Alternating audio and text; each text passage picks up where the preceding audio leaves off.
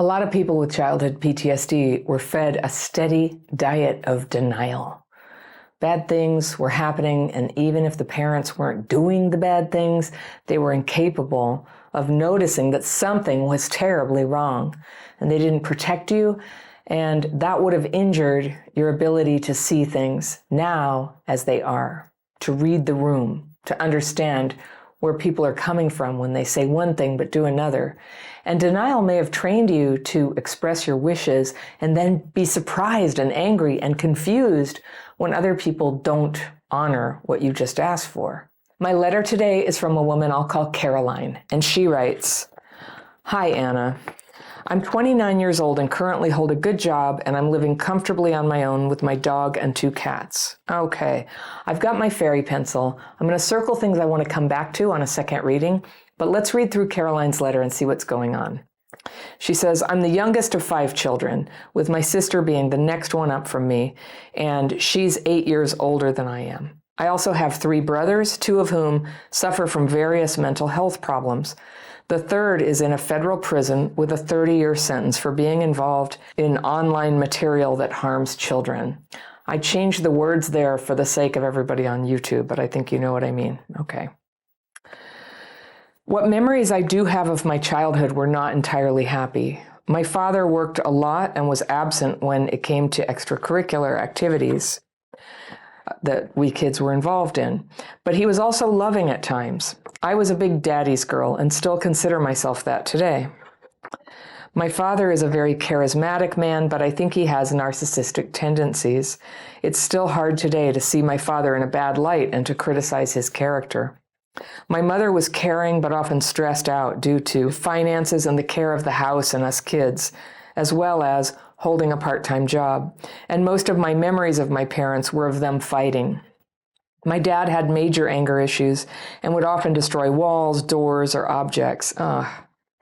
Yeah. Neither him nor my mother truly abused us, except the occasional whipping or spanking. I spent a lot of my childhood in fear of my father's angry outbursts, and I did all I could to please him and make his life easier. I was a difficult child, in my opinion, in that I was argumentative and fought a lot with my mother, which would cause arguments between my parents. I'm not sure, I think that's a big deal, okay. I'm not sure when or at what age it started, but my oldest brother, the one in prison, abused both my sister and me, though I only recently found out about my sister. I was told by my mother that she walked in on my brother abusing her, and my father beat my brother in hopes that would not happen again.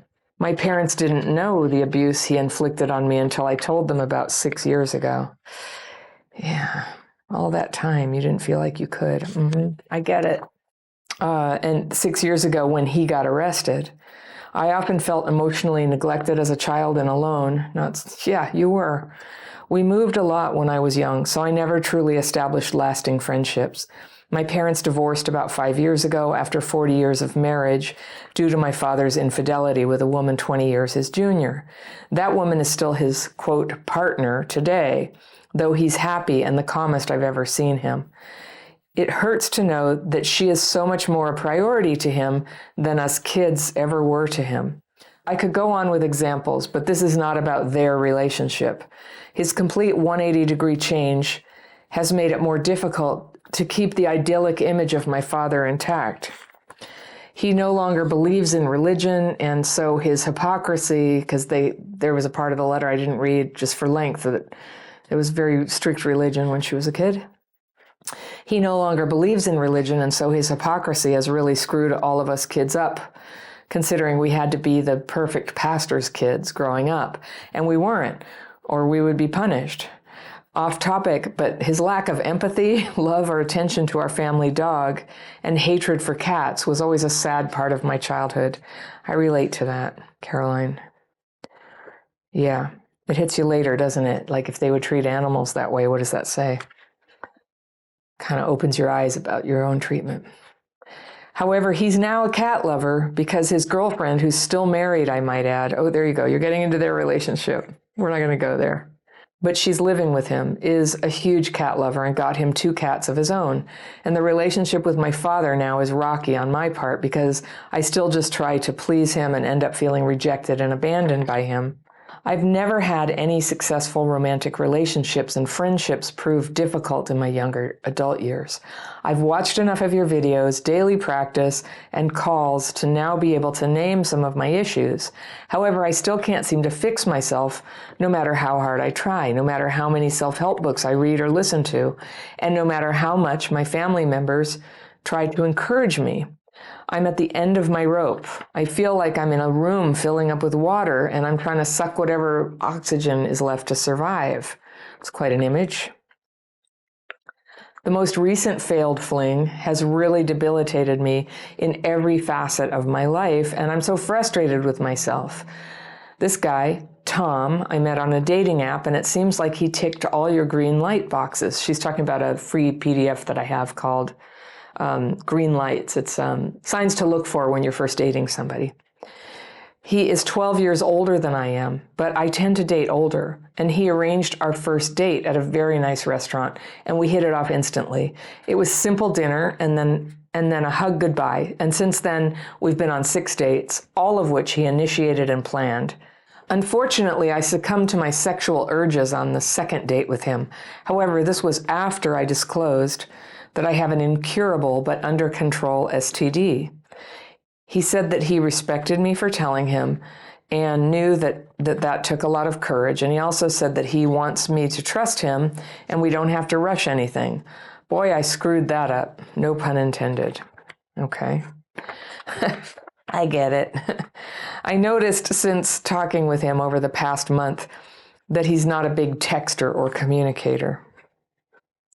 But I chalked that up to his age and his personality. I didn't think much of it since he always reached out to me to see if I wanted to get dinner or go somewhere, even if it was after 2 days of silence. Well, fast forward to last Wednesday, he texted me saying, "Hi, my LA buddy is in town this weekend, so I'll be hanging out with him, but would you like to go out to dinner with him and his girlfriend next week? She gets in on Monday." And I replied with, "Sure, that sounds fun. Just let me know what day you guys decide." And he then liked the message. And I didn't hear from him again until Friday when he asked if I was free to grab dinner that evening, which was unexpected, but I agreed.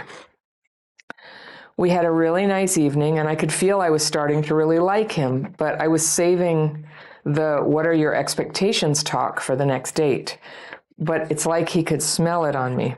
The next day, Saturday, we didn't talk much since he was hanging out with his out-of-town friend and his brother. And he did send me a selfie of all of them hanging out, which I replied with a nice sentiment. And we had a really brief small talk. And then out of nowhere, complete radio silence for 3 days. Until I broke that silence with a text and said simply, "Hi, how are you?" With which he replied 3 hours later saying, "Hey, sorry I missed your last text the other night. I'm cool. Just getting ready for family coming and stuff. How are things going with you?" And per my dad's advice, "Oh, I like that your dad is helping you with this," I just replied with, "I'm doing well. Looking forward to seeing my family tomorrow. Hope you have a nice weekend." He loved my message, I guess a little heart, and said, "Hope you have a good weekend too. Enjoy the time with your family." And that was it. I haven't heard from him since then. Anna, I'm so baffled and have every emotion running in me that I'm driving myself mad and to self-harming. Uh-oh. Can't have that. I just don't understand how he can show such interest and then so easily ghost me out of nowhere, especially after we had such a nice time together just days before, and he wanted me to meet his friend. I can't seem to think about anything else no matter how much I try to stay occupied. Why am I so stuck in this cycle that I can't seem to break? Why am I so distraught over a guy I barely know? Please help. Much love from Caroline. Okay, Caroline, I got you. Now, if you've watched a lot of my videos, I know on some level you know what I'm going to say, and you did catch it. You said you succumbed to your sexual urges. So you have CPTSD, it sounds like, and when you have sex, you attach to somebody even though it's only the second date. And just like neurologically, like I know this experience, we can't help it. Our mind just races ahead and constructs a relationship where we can land and feel at home. And it's something that we really are looking for and anticipating in our lives, but you cannot make it on a second date. You just can't. And so when you're wondering, like, how could somebody ghost you after everything being so nice? It's like, okay, I'm going to tell you something. It's called dating. Now, I don't agree with ghosting. And this, your letter to me came after it had just been a few days. So I don't know if you heard from him since then. But basically, he liked you, and then something happened that changed his feelings. And that is almost always going to happen for one or both people who go on a date or two. It's almost always going to happen. Like, you don't just date one person and live happily ever after. It takes time getting to know some different people. And then it really takes time to get to know one person. So I want to tell you, the purpose of dating isn't to, fill up your loneliness, even though it's kind of hard not to hope that it will do so, right? But you have to keep in mind what it's really for. It's to get to know people who in the future might be the one that you want to be with in the future. But you're not with them in the beginning. And because you're not with them, I don't think it's consistent with the values you've expressed here to be sleeping with them. Dating is a getting to know you thing. It's what it's for.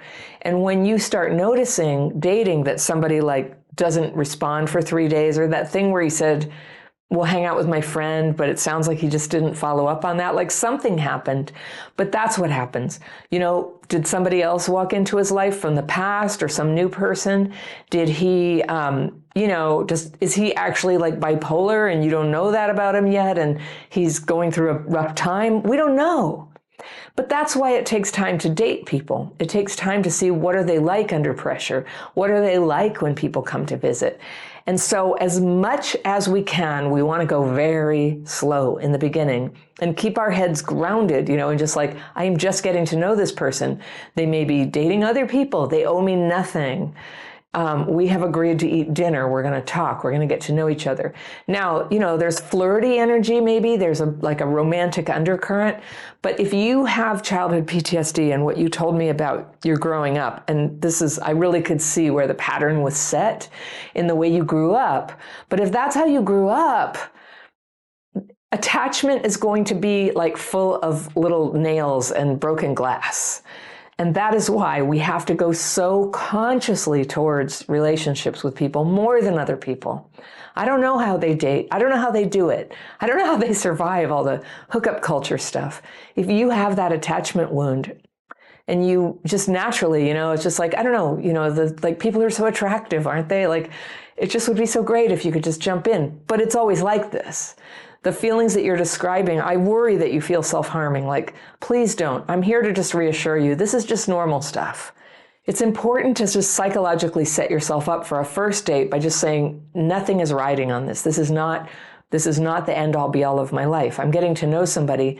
And if I like this person, I will be open to a second date if that's how we both feel. And if I like the second date, I will be open to a third date. But you take it just very incrementally, very one step at a time. This is the deal. So here's what I saw from you growing up, is you got deprived of attention and love. Your mom was completely stressed out. Your dad was angry and absent. And then he goes off, with this new relationship. Now, if I can just give you a bit of advice about that, we don't really have a say over our parents' choice of relationship. And it's very, very common for somebody at a certain point in life to leave their past relationship and get into a new one. And if he's happier, it just sounds like it was possibly a good move. I never like for marriages to bust up, but after all your parents had been through, I would have guessed that they did all that with all the, raging and criticizing and fighting. He had anger issues. Sounds like he was a really unhappy person, and so was your mom. So it is possible sometimes for people to move on in a happy way. And then you say you were a difficult child and that you were argumentative and fought with your mom. So I just can't help but just wonder if on some level your girl spirit, your teenage, spirit, if you'll forgive the phrase, right, Nirvana song, But if that spirit in you was angry at your mom for allowing things to get so bad, that was the parent who was safe for you to be mad at. And I'd have been angry too. This was terrible.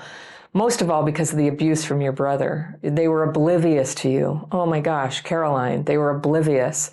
And I've heard there are some people who are very hateful and say, well, as a child, it's your fault because you didn't tell anybody. And they can't possibly understand what's at stake in telling parents about something like this when the parents are unstable and prone to get violent. As children, we often feel like we have to protect fellow siblings, even the abusive one, from abuse that could kill them. We feel like we have to protect the marriage from, we take on this responsibility. It's natural, it's normal. No one is to blame for how they handle something as a kid. But of course you were mad at your parents, and I just think your mom was the safe one. And I see that all the time. We hold our anger at the one we can afford to be mad at, but over time, the more you reflect on what happened, it's like, wait, the nice parent, the daddy's girl dad, he was totally part of this, part of the neglect. And, I just have to tell you, your parents made a mistake thinking that because your dad beat your brother, that all was solved. And having raised kids myself, I could say it is possible for kids to have secrets, but the parent's job is to be so close with the kids that you can feel when something is wrong. You can feel it. You can feel when they're harboring some terrible shame or some injury. And you can get at that as a parent by saying, hey, how are you doing? It seems like you feel a little tense. And they will often say, especially in their teens, no, I'm fine, I'm fine. So I have this trick question. I go, how are you doing as a person? And often, my kids during the lockdown, one of them was, already going to school in LA, and I couldn't see him for a long time. My younger son was living at home and couldn't see his friends for a long time. And at the age of 16, that's just the worst thing. So we became best friends, and I would ask him every day, how are you doing? And I was concerned. He'd go, fine, I'm fine. That's just always his default answer. But I can still get him to open up a little bit when I say, oh, good. How are you doing as a person? And then I have some more trick questions, and I go, what was the hardest thing for you today? Mine was this. What was your hardest thing today? And then he'll think about it and he'll tell me, and I go, what was your best thing? And I know those are they're almost so trite, they're Hallmark cards, but they work. So for anybody who's a parent, it's connect with your kids so that you can actually have a gut feeling for how they're doing. Now, if your parents had CPTSD, and why do I think they did? Because they often do if they were engaged in all the fighting and, raised kids one of them in prison. That's often what's been going on generationally. So if that's the case, they're probably not that tuned into the kids, or they weren't. And when you say your dad, he can't seem to tune into you now, and he just loves the cats and the new girlfriend, it sounds to me like he's enjoying the opportunity to have more love and connection in his life, but so far anyway, he can't deal with what he did and failed to do. So far he can't. And my experience with that is that confronting them about it doesn't tend to go well. It just doesn't tend to go well. The most important thing is that you face how you feel about it, and you have the opportunity to talk about, write about, work on a healing path around it. Because there's what happened, and some, old traditional approaches to healing are all about, oh, you talk about what happened, you talk about what happened. Well, when it's of this caliber, it's so terrible, right? That talking about it is so re-triggering. You don't have to talk about it forever. You can start to work on the symptoms it's causing, and that's what you're describing right now, is not having very clear boundaries about, first, what do you want in a relationship? What do you want? And then only dating people who meet those criteria, and giving the dating enough time and oxygen and open communication to find out, are they on the same page with you about what you want? Just because a guy is really nice to you and interested in you and calls you for several dates doesn't mean that he's interested in the same end result for that relationship. And so everybody gets to want what they want, and our job is to have communication with them. So you might want to take my dating course. You were saying you did the daily practice and the calls and stuff. Come take the course. You know what else? Come be a member. And when you're a member, you get access to all my courses, but we have that community where a whole bunch of other people are going through similar things and people support each other. And I can't stress enough, alone, we can't always make rational decisions about relationships.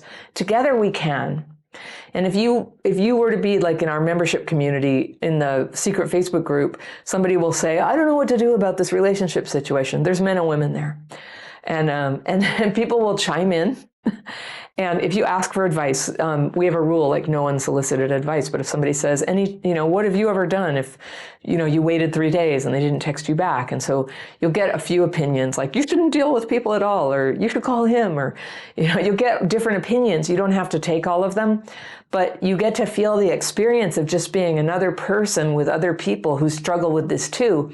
And together you can start to kind of reason out, what are the circumstances where calling might be a good idea and people get good results? And what are the circumstances where blocking might be the thing? And what are the circumstances where you just sit and wait and see what happens?